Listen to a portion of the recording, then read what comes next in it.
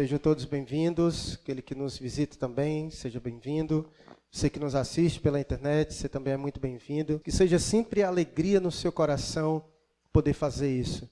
E você, ao sair da sua casa e vir para cá, que você venha sempre com alegria, sabendo a quem você vem adorar, a quem você se propõe cultuar. Que seja sempre muito renovador também assim na sua vida, né? Então, nos alegra muito ter cada um dos irmãos aqui, de poder fazer isso juntos, em comunhão, em poder adorar aquele que é digno de toda adoração, de todo louvor e de toda glória.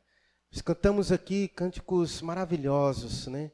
Expressam verdades de Deus maravilhosas.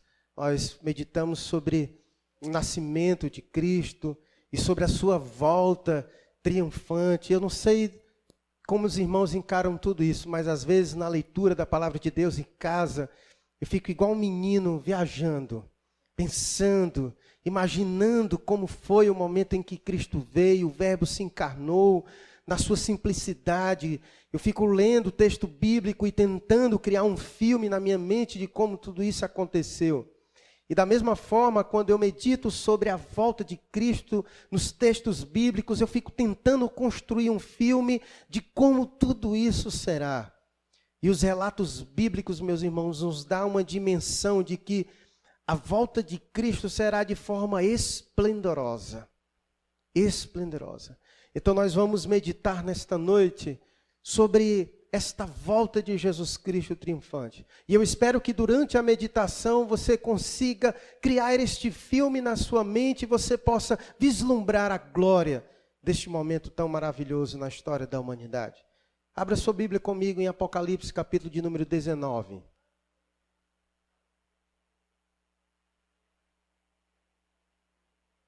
Nós vamos ler a partir do versículo de número 11. A gente vai entrar no capítulo 20 até o versículo 10. Então nós vamos ler Apocalipse, capítulo de número 19. Iremos ler a partir do versículo de número 11. E entraremos no capítulo 20 até o versículo de número 10. Amém assim?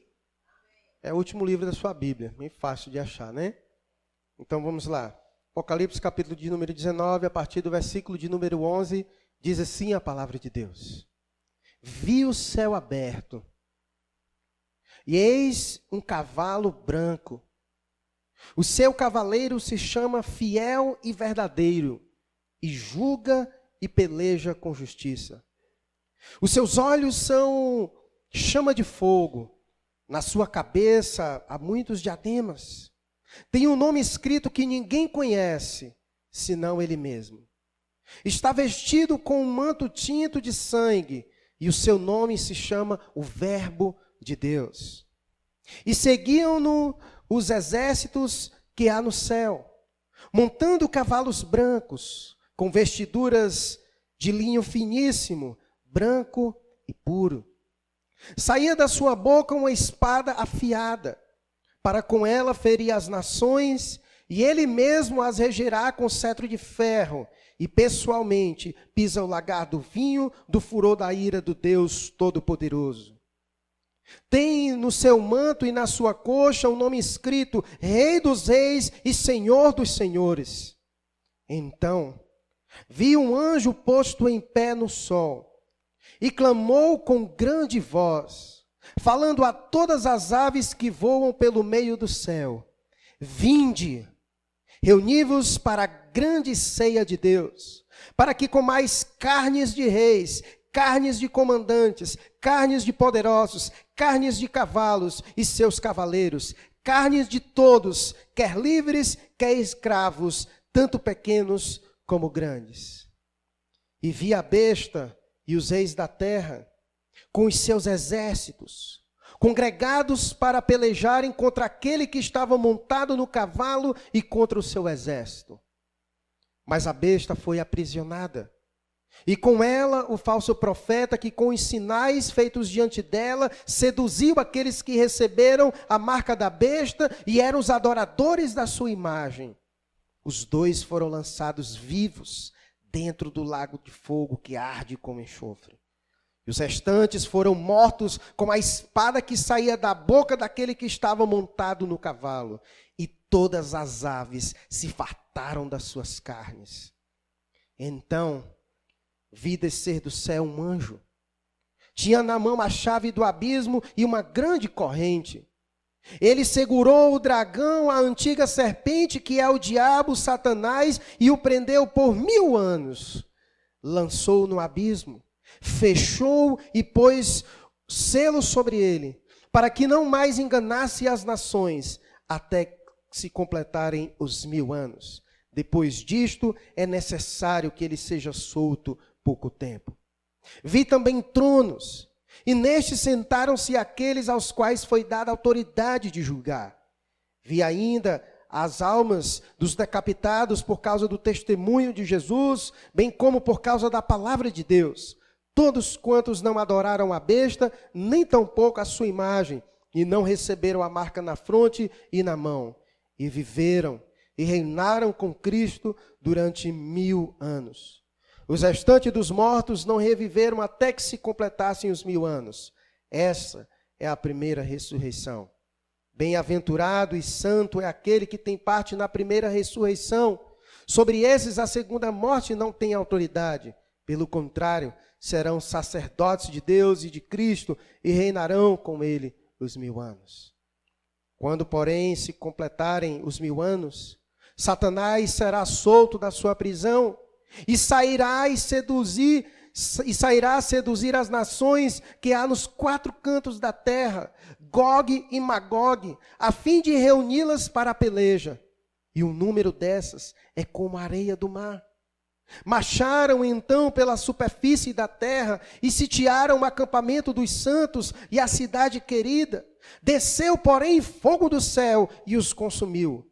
O diabo, o sedutor deles, foi lançado para dentro do lago de fogo e enxofre, onde já se encontram não só a besta, como também o falso profeta, e serão atormentados de dia e de noite pelos séculos dos séculos. Amém? Vamos orar mais uma vez e mantenha a sua Bíblia aberta. Pai amado e querido, o Senhor é o Rei dos reis, o Senhor dos senhores. Não há outro Deus como o Senhor. Deus bendito, toda a terra está cheia da tua glória. E sabemos, ó Deus, que a tua glória também inunda este lugar. Certos disso, ó Deus, é que nos achegamos ao Senhor. Com a tua palavra aberta, ó Deus, fala a tua igreja, fala conosco, fala com os que nos ouvem, ó Deus, neste momento pela internet. Que a tua glória seja manifestada neste lugar, ó Deus. Que os nossos corações sejam aquecidos em saber que temos o Senhor como nosso Deus. Pai bendito, e aqueles que estão duvidosos, aqueles, ó Deus, que ainda se encontram, ó Deus, distante do Senhor, acanhados, que nesta noite, ó Deus, ao triunfar a tua glória, ao perceber a tua grandeza, que possam se achegar a ti, ó Deus, sabendo que o único lugar seguro para se estar é diante do Todo-Poderoso. Deus bendito, usa-me como instrumento em tuas mãos, para falar à tua igreja, ó Deus, as verdades eternas do Senhor. Que haja transformação, Deus. Que haja edificação. Que haja salvação, Deus, para a glória do Senhor. E assim, Deus bendito, que oramos ao Senhor. Em o nome de Cristo Jesus. Amém. Amém? Quanto dos irmãos aqui gostam de assistir filme? Bom número de irmãos, né? É uma bênção assistir filme, né? Penso num hobby maravilhoso. E eu quero recomendar um filme para você. Sei que existem muitos filmes por aí, mas também existem muitos filmes bons na perspectiva cristã. E se você ainda não assistiu às Crônicas de Nárnia, você não pode passar desta vida sem assistir às Crônicas de Nárnia. As Crônicas de Nárnia é um filme produzido que na verdade, ele foi originalmente produzido em livros por um grande escritor cristão chamado C.S. Lewis. Então, através de seus livros, foi feito o filme As Crônicas de Nárnia. E se você ainda não assistiu esse filme, você não pode passar desta vida para outra sem assistir. É esplendoroso como é apresentado a perspectiva cristã, como Cristo é apresentado. E no filme, Cristo é apresentado como um leão perfeito, extraordinário. E em certo momento do filme, segundo momento do filme, o príncipe Caspian, Aslan diz para um dos personagens do filme, ela pergunta por que ele não veio como da primeira vez. E Aslan, representando Cristo, diz para ela que as coisas não acontecem duas vezes da mesma forma. E essa é uma grande verdade que nós precisamos aprender. Quando Cristo veio a primeira vez a esta terra, ele veio de forma humilde, porque assim o Senhor aprove vir a este mundo. Ele veio quebrando os paradoxos, ele veio sendo alvo de contradição. Aquele que é o Todo-Poderoso, o dono de todas as coisas, ele veio de uma maneira humilde, confundindo assim os reis, os grandes poderosos. O grande rei e Senhor do Senhor, ele veio de uma maneira simples, nasceu de uma família simples, de Maria e José, pessoas pobres, em um lugar pobre como Nazaré, na Galileia. E ele nasceu numa manjedoura, num estábulo, num lugar simples, e viveu uma vida simples e humilde para nos ensinar sobre humildade. Mas a grande verdade também da palavra de Deus é que quando esse Cristo voltar novamente, ele não vai vir mais dessa maneira com que ele veio a primeira vez, de forma simples. Mas a Bíblia diz que a segunda volta de Cristo, quando ele voltar novamente para esta terra, ele vai vir manifestando toda a sua glória e todo o seu poder que ele tem. A Bíblia diz que ele vai vir de uma maneira que todos verão que de fato ele é o Rei dos Reis, o Senhor dos Senhores. Ele vai vir montado no seu cavalo, com toda a sua pompa de rei, de todo-poderoso, como diz o texto que nós acabamos de ler. Ele vem vestido com um manto de tinto de sangue, e o seu nome se chama o Verbo da vida. E sai da sua boca uma espada afiada, e tem no seu manto e na sua coxa o nome escrito Rei dos Reis e Senhor dos Senhores. Os seus olhos são como chama de fogo, na sua cabeça há muitos diademas, e tem um nome escrito que ninguém conhece, senão ele mesmo. E ele vai vir assim, montado no seu cavalo, entre as nuvens e acompanhado pelos seus exércitos. E a Bíblia diz em Apocalipse, capítulo 1, versículo de número 7, que todo o olho verá este grande Deus vindo. E será um momento glorioso, irmãos. Será um momento único na história da humanidade.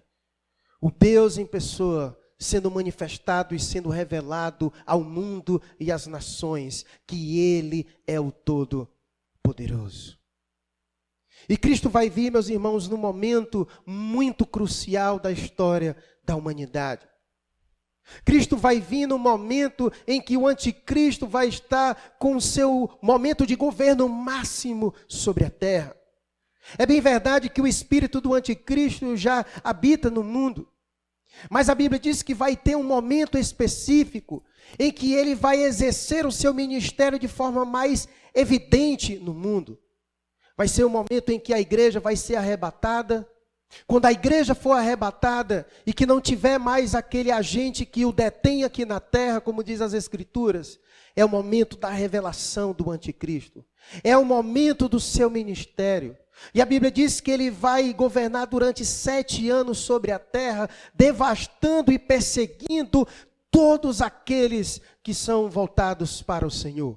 Todos aqueles que não tiverem a sua marca, todos aqueles que não tiverem a marca da besta, serão perseguidos duramente até a morte pelo anticristo. Então vai ser um momento muito complicado na terra. Vai ser um momento muito complicado para aqueles que têm o coração no Senhor. Se você acha que os dias são difíceis, esses momentos antes da volta de Cristo serão momentos ainda mais difíceis, porque aqueles que não se acharem com a marca da besta, esses serão perseguidos duramente até a morte. E é justamente, meus irmãos, nesse momento de auge de perseguição, no momento do ministério do anticristo sobre a terra, no momento em que aqueles que temem ao Senhor estarão aflitos pela dura perseguição do anticristo na terra, é o momento em que Cristo há de surgir nos céus de forma gloriosa para vir a esta terra.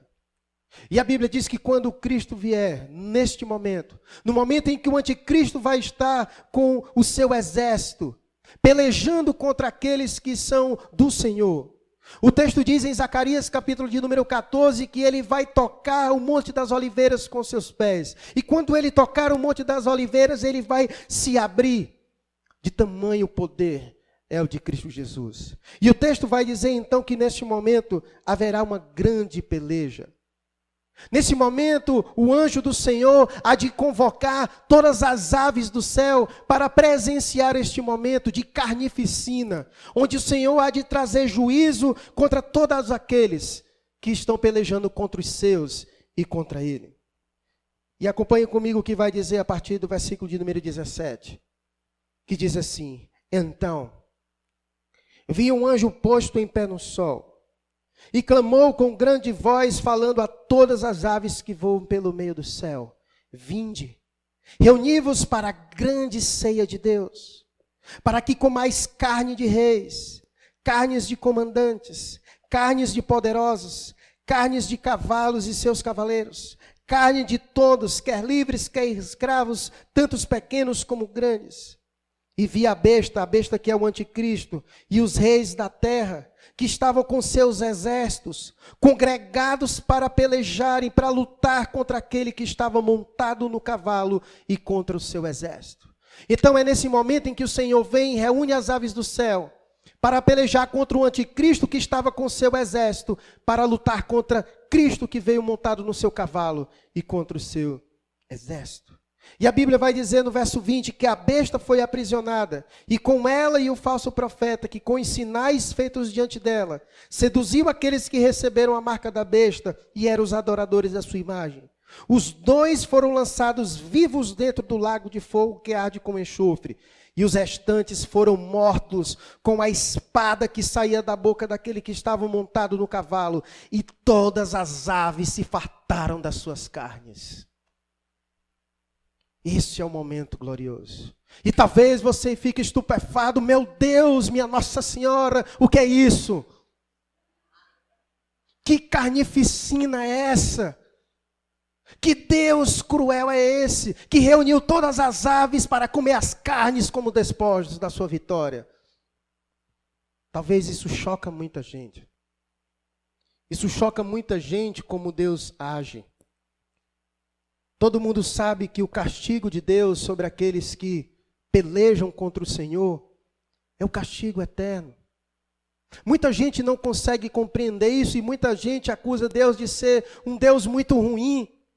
Como é que esse Deus, ele chega desse jeito? Como é que esse Deus que é amoroso, ele condena as pessoas dessa maneira? Condena elas de forma eterna, chega de uma maneira desse jeito, mata todo mundo e ainda chama as aves para comer as carnes daqueles que estão mortos no arraial que pelejaram contra o Senhor. Querido, você precisa entender uma coisa muito importante. A ofensa que o ser humano caído, pecador, ele cometeu com Deus, é do tamanho do próprio Deus. O ser humano que ofendeu a Deus com o seu pecado, o tamanho da sua ofensa é do tamanho daquele que foi ofendido. Isso é fácil de nós compreendermos no nosso contexto de vida. Nós sabemos que quanto maior é a autoridade, também maior será o nosso julgamento. Se você ferir uma pessoa comum, você tem um certo julgamento. Mas se você ferir uma autoridade máxima, o seu julgamento vai ser diferenciado por causa do tamanho da autoridade daquele que foi ofendido. E você precisa entender que a humanidade, ela ofende a Deus E o tamanho da sua ofensa será do tamanho do próprio Deus. Por isso que o castigo é eterno. Por isso que quando Cristo voltar, Ele virá dessa maneira, para destruir, para aniquilar aqueles que são contra Ele, contra aqueles que de forma premeditada se levanta contra o Senhor. Imagine a ousadia do ser humano de pelejar contra o Todo-Poderoso. Então você precisa compreender. É por isso que Deus tem essa postura diante do ser humano, porque a audácia do ser humano de pelejar contra esse Deus é muito grande. Deus tem a sua glória a ser zelada. E é por isso que Ele não permite, Ele não tolera que a sua glória seja ofendida por causa do pecado do ser humano. E a gente precisa entender isso. Deus estabeleceu as leis que protegem a sua glória, que protegem a sua santidade, quem Ele mesmo é. E essas leis foram quebradas. E quando essas leis foram quebradas através dos nossos pecados, há uma punição para isso. E o tamanho da nossa ofensa é do tamanho daquele que foi ofendido. E as pessoas precisam compreender isso. O fato delas não entenderem isso é porque elas não conseguem compreender a glória de Deus. Quando a gente consegue compreender o que está em jogo, que é a glória de Deus, a gente consegue compreender por que Deus age dessa maneira. Eu tenho certeza que você tem coisas que você estima muito. E sobre essas coisas que você estima muito, você cerca ela com as suas leis que você mesmo cria. Por exemplo, todo mundo sabe que eu gosto muito de livros. Eu amo a leitura e tenho um apreço muito grande pelos meus livros. E eu estabeleci leis para os meus livros. Quem pega os meus livros emprestados sabe, se ele vier amassado, se ele vier danificado, se ele vier extraviado, vai ter que me dar um livro novo. São leis que eu estabeleci. E talvez a pessoa diga assim, esse pastor é muito chato. Não, é porque talvez você não dê valor ao livro quanto eu dou. Então, se eu dou valor ao livro, então as leis que eu estabeleço para ele são de acordo e do tamanho do valor que eu dou para ele. Se eu não tenho nenhum valor pelos meus livros, eu digo, fica, mãe, com ele. Você me entrega ele todo amassado, todo rasgado, não importa, porque aquilo não tem valor para mim. Mas quando algo tem valor para nós, nós cercamos eles com as nossas próprias leis. E quando essas leis são quebradas, há uma consequência. Então, se eu empresto o livro e você quebrou as leis que eu estabeleci daquilo que eu amo, daquilo que é precioso para mim, então você vai ter que pagar com aquilo, porque foi estabelecido essas leis. Então, da mesma forma, Deus, Ele estima muito a sua glória. Deus estima muito quem Ele é.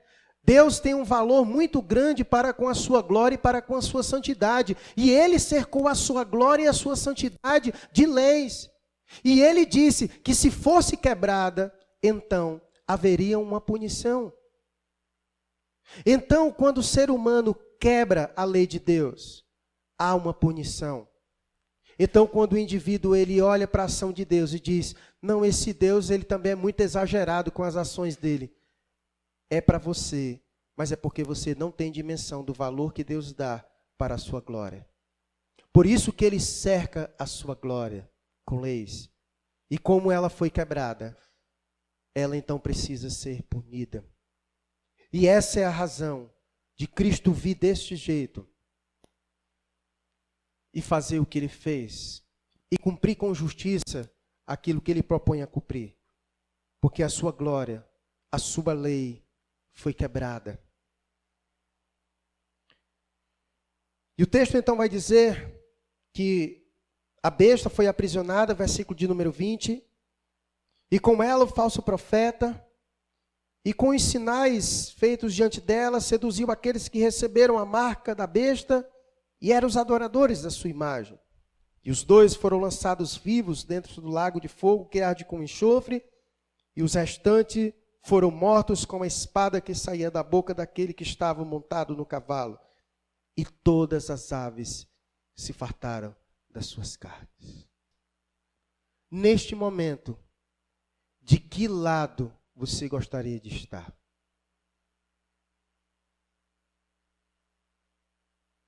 Neste momento, de que lado você gostaria de estar? Isso precisa trazer reflexões para nós. É uma grande realidade. Essa é a consequência daqueles que não estarão com o Senhor. Essa é a consequência e o fim daqueles que hoje têm relutado a abraçar Cristo Jesus como Senhor e Rei dos Reis. Esse é um momento ainda oportuno para que aqueles que estão distantes do Senhor tomem uma decisão de estar com Ele. Porque embora esse momento será danoso para aqueles que não estiverem do lado de Cristo, mas também será um momento de bem-aventurança para quem estiver com Cristo. Olha o que diz o versículo 6 do capítulo 20. Bem-aventurado e santo é aquele que tem parte na primeira ressurreição. Sobre esses a segunda morte não tem autoridade. Pelo contrário, serão sacerdotes de Deus e de Cristo e reinarão com ele os 1000 anos. E o texto vai dizer no versículo 19, no capítulo 19, que quando Cristo vier, ele não vai vir sozinho. No versículo 14 vai dizer: e seguiam-no os exércitos que há no céu, montando cavalos brancos, com vestiduras de linho finíssimo, branco e puro. Sabe quem são esses, meus irmãos? É a igreja de Cristo Jesus. Cristo não voltará sozinho, Ele voltará como a sua igreja. Então, que momento triunfante será para nós, para a igreja de Cristo Jesus? Nós estaremos como aquele que é o Todo-Poderoso, nós estaremos ao lado daquele que é o Rei dos Reis, do Senhor dos Senhores. Nós voltaremos com Ele, e será um momento de glória. Felizes são esses que estarão com o Senhor. Então, esse é um momento também de nós nos alegrarmos, a saber que a decisão que nós tomamos ao lado de Cristo foi a melhor decisão que nós tomamos na nossa vida. Porque nos momentos finais de todas as coisas, não serão os nossos corpos que serão comidos pelas aves, mas os nossos corpos serão glorificados e nós desceremos com Cristo para esta terra e nós reinaremos na terra com Ele. Que coisa maravilhosa, irmãos. Que verdade maravilhosa. Que verdade consoladora para todos nós. E o texto prossegue dizendo no capítulo 20. Então, eu vi descer do céu um anjo. Tinha na mão a chave do abismo e uma grande corrente. Ele segurou o dragão, a antiga serpente, que é o diabo, Satanás, e o prendeu por 1000 anos. Lançou no abismo, fechou e pôs sobre ele selo, para que não mais enganasse as nações até que se completarem os 1000 anos. E depois disto, é necessário que ele seja solto pouco tempo. Perceba a manifestação do poder de Deus. Perceba como Cristo é poderoso. Às vezes a gente tem aquela mentalidade muito pequena sobre o nosso Deus e Cristo Jesus. Às vezes a gente tem aquela mentalidade muito grega de que há um conflito entre Deus e o maligno, aquele duelo, e que Cristo está perdendo. Não existe isso, meus irmãos. Na verdade, Cristo é vencedor. Ele vem para vencer o maligno. Perceba como o maligno é tão fraco que nem é Cristo que vai até ele. Cristo diz assim: meu anjo, vai ali e prende ele. E é isso que acontece. Um anjo prende Satanás. Cadê o Todo-Poderoso? Cadê o Deus deste século? Cristo não vai nem até ele. Diz só assim: ei, tu, meu anjo, pega ele. E o texto diz que é isso que acontece. Então vi descer do céu um anjo, e ele tinha na mão a chave do abismo e uma grande corrente, e ele segurou o dragão, a antiga serpente que é o diabo, Satanás, e o prendeu por 1000 anos. Perceba que Satanás não tem poder sobre o Senhor. Na verdade, aquilo que ele executa hoje no mundo é até onde o Senhor permite. Perceba como Cristo é poderoso. E perceba como Satanás é fraco diante do Senhor. Poderoso mesmo é só o Todo-Poderoso. Então o texto vai dizer que o Senhor envia um anjo nesse momento, e que o anjo, ele então, com uma grande corrente nas suas mãos, ele então prendeu Satanás por 1000 anos, e lançou no abismo, e fechou e pôs selo sobre ele, para que não mais enganasse as nações, até se completarem os 1000 anos. E esse vai ser um momento, meus irmãos, maravilhoso na história da humanidade. Imagine um mundo onde Satanás vai estar preso. Imagine um mundo onde o maligno não vai poder mais enganar as nações. Imagine um mundo onde Cristo estará governando pessoalmente. Imagine isso agora. Vai ser esse momento, irmãos. Quando Cristo vier, como diz o texto, ele vai aprisionar o maligno, vai lançá-lo no abismo, vai trancá-lo naquele lugar durante 1000 anos. E durante 1000 anos, Cristo vai governar este mundo. Cristo vai reinar pessoalmente neste mundo, sem a influência do maligno. Imagine como vai ser este mundo.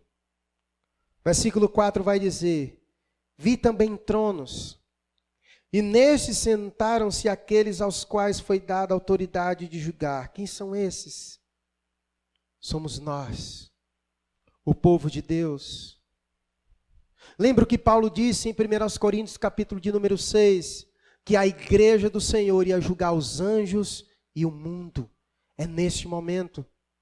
É nesse momento que foi dada autoridade ao seu povo para julgar o mundo, para governar o mundo juntamente com Cristo Jesus durante esse período de 1000 anos na terra. E se você na sua casa, anote, leia na sua casa Isaías, capítulo de número 65. E você vai ver como vai ser esse período de 1000 anos. Ah, irmãos, nunca houve na face da terra um momento tão maravilhoso como esse. Um momento em que o maligno estará preso. Um momento em que ele não estará mais exercendo influência sobre o mundo. Neste momento não haverá mais o mundo jaz no maligno. Neste momento o mundo será do Senhor, porque é Cristo quem vai estar na terra governando o mundo.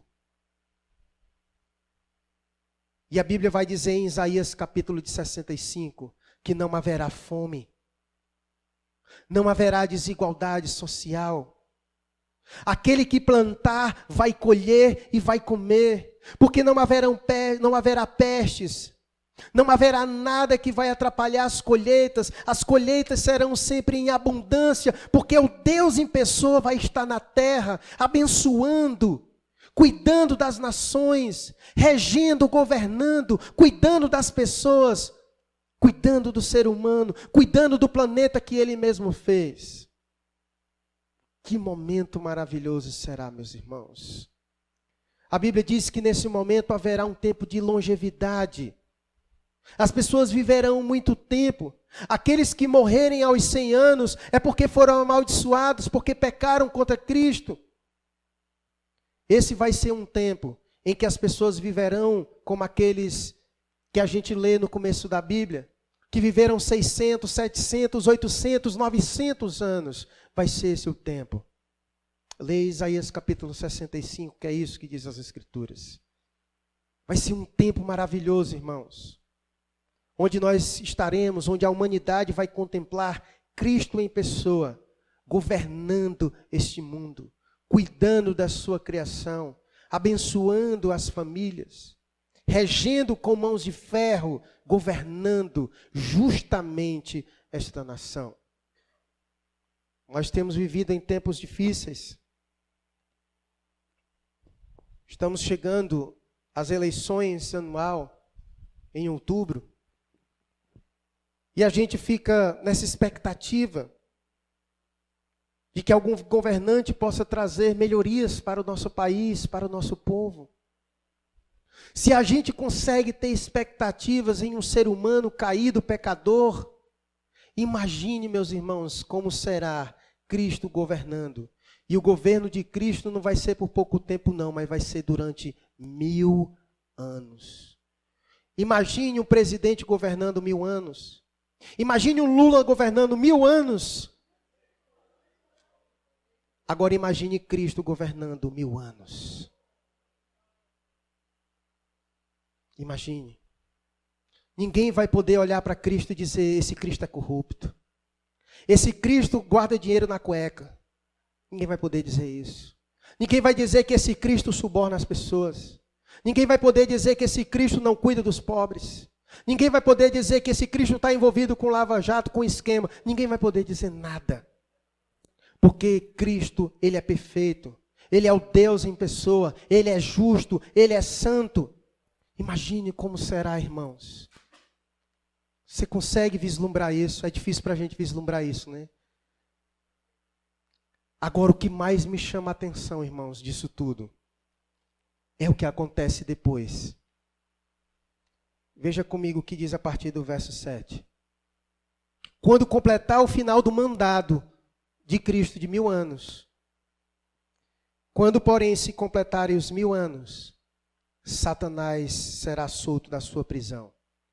E sairá a seduzir as nações que há nos 4 cantos da terra, Gog e Magog, a fim de reuni-las para a peleja. E o número dessas é como a areia do mar. Eles marcharam, então, pela superfície da terra, e sitiaram o acampamento dos santos e a cidade querida. Meus irmãos, se você ainda não entendeu o que eu acabei de ler, eu vou lhe explicar o que acontece. Quando terminar o final do mandato de Cristo, dos 1000 anos, Cristo vai soltar aquele que ele havia prendido. E aquele que Cristo havia prendido vai sair. E ele vai seduzir as nações. E o texto diz que ele vai conseguir juntar um exército tão numeroso como as areias do mar. Sabe para o quê? Para pelejar contra Cristo Jesus. A minha pergunta é, como? Cristo vai estar aqui, governando. Como é que ainda assim o Satanás vai conseguir seduzir as nações ao ponto de ser a quantidade das areias do mar? Mas como isso é possível? Sabe por que isso é possível, irmãos? Ninguém vai poder olhar para Cristo e dizer, não, meu irmão, estou insatisfeito com ele aí, porque ele não nos ajudou, foi um péssimo governante. Esse partido dele aí eu não concordo. Ninguém vai poder acusar Cristo de falta alguma porque ele é perfeito. Então qual é o problema? Qual foi então o problema? O problema não foi Cristo. O problema foi o coração do homem. O problema foi e é o coração do homem. Porque Cristo, quando veio a primeira vez, a Bíblia diz que Cristo veio e não pecou. E ainda assim, lhe crucificaram. Então, nesse momento, a Bíblia fala muito acerca de quem é o ser humano. Esse é um momento muito especial para que a gente reflita quem de fato é o ser humano. As pessoas dizem que o ser humano é um produto do meio. As pessoas dizem que, na verdade, a maldade no ser humano é a consequência do meio em que ele vive. A gente vive num mundo meio complicado e é por isso que as pessoas são más. Mas como então explicar, vivendo em um mundo onde Cristo governa, onde a sua igreja está governando, onde não haverá injustiça, onde aquele que governa é justo, santo e perfeito? Como explicar então? Qual é o problema então? Não haverá problema no meio. Não haverá problema de desigualdade social. Não haverá problema de pobreza. Não haverá criminalidade. Não haverá perversidade no mundo. Porque Cristo vai estar regendo com mãos de ferro. Então qual foi o problema? O problema de sempre é o coração do homem. O meio pode influenciar, é verdade. O meio pode influenciar o ser humano. mas o meio não determina o ser humano. E esse texto deixa muito bem claro isso, meus irmãos, que o problema do ser humano está no seu coração. O problema está no seu coração. Mesmo as pessoas vendo Cristo, mesmo podendo contemplar a sua glória, a sua justiça, ainda assim os seus corações permanecerão rebeldes.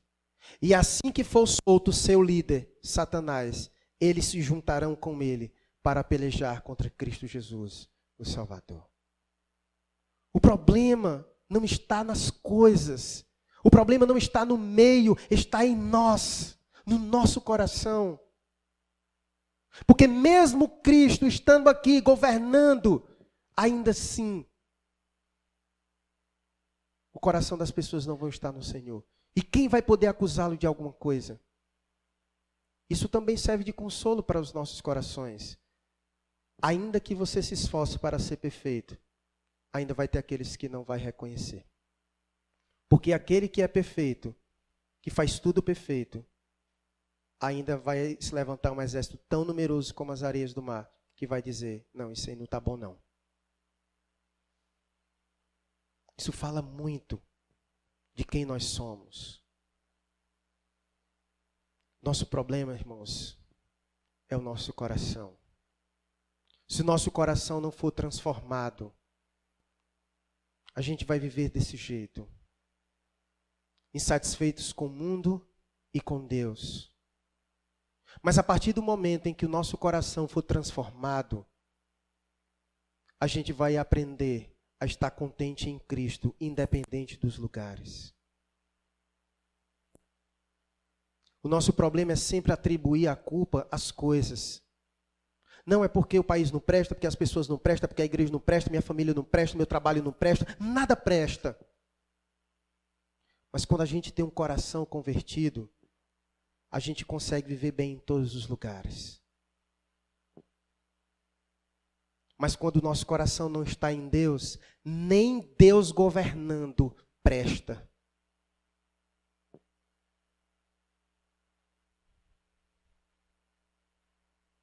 Por que Judas traiu o Senhor Jesus Cristo?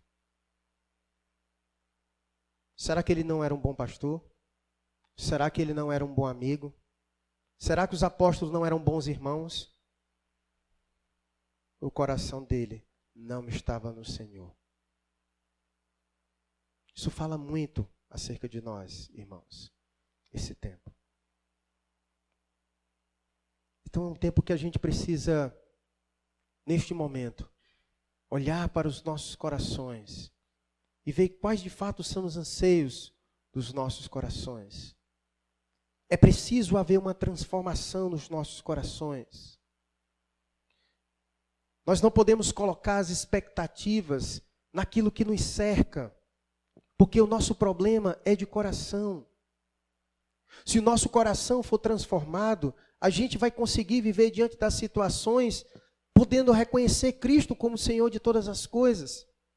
A gente tem uma mania de sempre atribuir a nossa pequenez espiritual às coisas. A gente fala assim, não, pastor, quando aquilo dali melhorar, não, pastor, quando eu arrumar emprego, não, quando os meus filhos crescerem, não, quando... A gente sempre quer condicionar as coisas, quando na verdade é o nosso coração. É o nosso coração. Porque haverá um tempo em que o mundo será bom, porque Cristo vai estar aqui governando, mas mesmo assim, as pessoas serão más. Porque o problema não é o meio, é elas mesmas, seus corações. Então nós precisamos ser sinceros e perceber isso no nosso coração. Naquele tempo ninguém vai poder se questionar de a educação foi ruim, a saúde pública está ruim. Ninguém vai poder dizer isso, porque é Cristo quem vai estar governando e Cristo quem vai estar regendo. Isso mostra que o problema do ser humano não é educação, não é uma boa saúde, não é todas as coisas que a gente coloca expectativa, é o coração, é conversão. Porque no período milenar vai ter todas essas coisas boas, mas mesmo assim o ser humano vai ter o coração caído distante de Deus. Que a gente possa aprender isso. O problema do seu filho não é você botar ele em uma boa escola. O problema do seu filho não é você pagar um bom plano de saúde para ele. Isso não vai mudar o coração do teu filho. O problema do ser humano não são essas coisas. O problema do ser humano é o coração. É o coração. Nós temos que focar na conversão dos nossos corações e nos corações das pessoas. Sabe quando é que o mundo vai ter paz? É quando não houver mais pecado.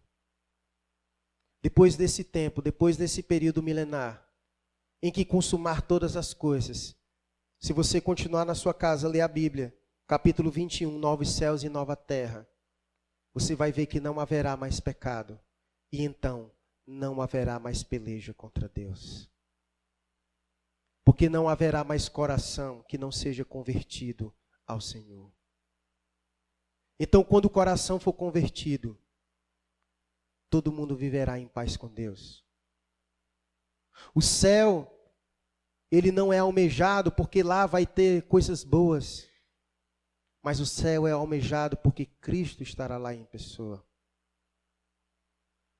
E se o nosso coração não for convertido, nem lá e nem aqui a gente vai ficar satisfeito com Deus.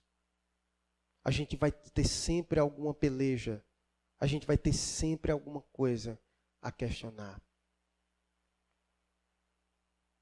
Esse texto, meus irmãos, ele nos traz então essa preciosa lição. Que o problema maior do ser humano é o seu coração. E Cristo Jesus veio para trabalhar justamente no nosso coração. Cristo é o único que pode converter o nosso coração. Se Cristo converter os nossos corações, Ele não vai mudar a situação. Você vai continuar com a família que você tem. Você vai continuar trabalhando onde você trabalha. Você vai continuar na igreja que você faz parte. Mas você vai encarar as coisas totalmente diferentes. Porque o problema está no teu coração. O problema está no teu coração. Vamos orar. E peça a Deus para trabalhar no seu coração.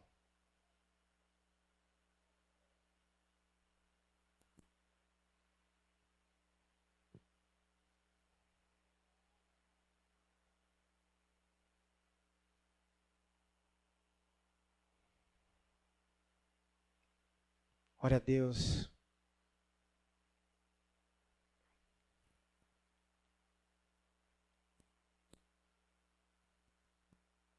Que o Senhor converta o nosso coração a cada dia.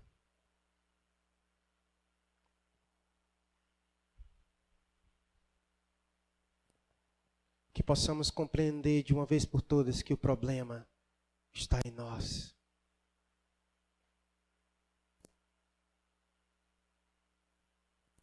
O problema não é seu filho que lhe tira a paciência, é a impaciência do seu coração.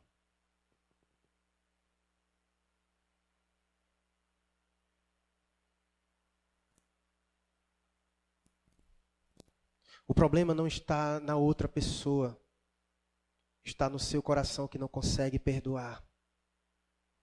O problema não está na igreja, está no seu coração que não quer viver a igreja.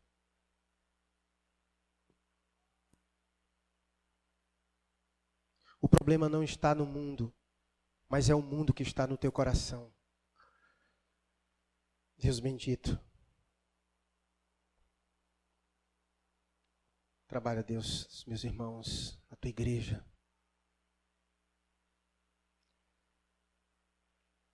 Se alguém nesta noite entrou aqui, distante de Deus, saiba que o problema da sua vida é o seu coração que não é convertido.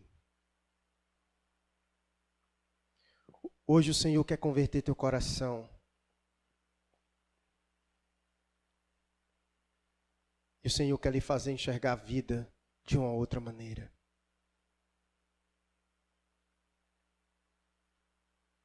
Se Deus falou ao teu coração nesta noite, se você tomou essa decisão de recebê-lo como Senhor e Salvador de sua vida, se você entendeu que o lugar mais seguro para estar é ao lado do Senhor do Senhor, o Rei dos Reis,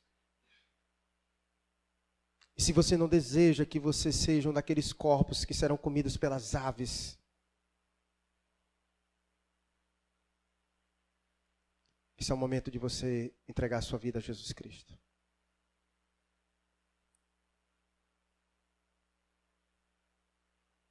O problema da sua vida é o seu próprio coração.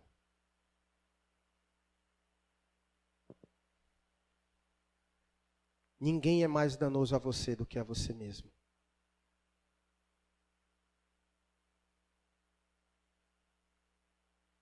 Alguém nesta noite que entendeu isso, sentiu Deus lhe chamar e o recebeu como Senhor e Salvador de sua vida? Alguém nesta noite? Nós gostaríamos de lhe conhecer. Se pode levantar uma de suas mãos, para que a gente possa lhe reconhecer e orar por você. Alguém nesta noite? Hoje o Senhor lhe chama. Amanhã pode ser tarde demais. Alguém nesta noite?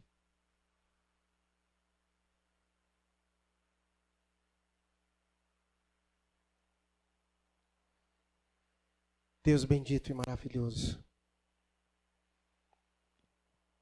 Pai, obrigado pela tua palavra. Que sempre, ó Deus, tem vindo de encontro aos nossos corações.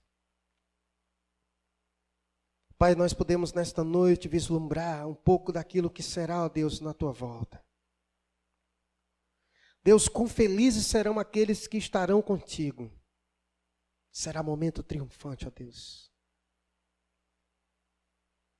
Mas quão momento triste também será, ó Deus, para aqueles, ó Deus, que sentirão na sua pele, ó Deus, a espada afiada do Senhor. Quão triste, Deus, será. Aprendemos hoje também, ó Deus, o quão corrupto é o nosso coração. Que mesmo o Senhor estando aqui, ainda, Deus, haverá tantas pessoas rebeldes a Ti. Pai, trabalha nos nossos corações. Pois a Tua palavra diz que o nosso coração é enganoso, é desesperadamente corrupto, Senhor. Pai, sabemos que o problema não é o meio, mas somos nós.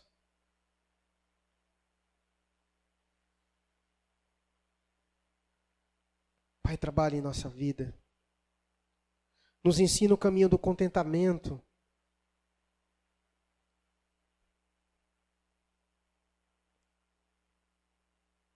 Que o Senhor possa ser a razão de estarmos plenamente satisfeitos nesta vida. Aparta de nós, ó Deus, as murmurações contra Ti, as queixas contra o Senhor. Mas nos dê um coração agradecidos, ó Deus. A saber que outrora estávamos perdidos, mortos nos nossos delitos e pecados, mas o Senhor nos deu vida.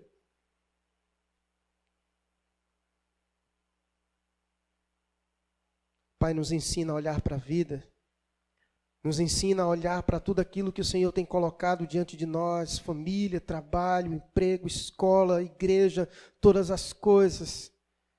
Não permita, ó Deus, com que venhamos a atribuir falta a essas coisas, quando na verdade o problema está em nós.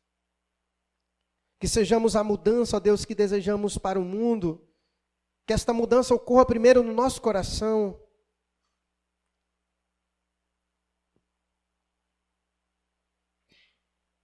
Converte, ó Deus, os nossos corações a cada dia, para que possamos viver dias melhores nesta terra. Abençoa-nos, ó Pai, pois é assim que oramos ao Senhor nesta noite. No nome de Jesus. Amém.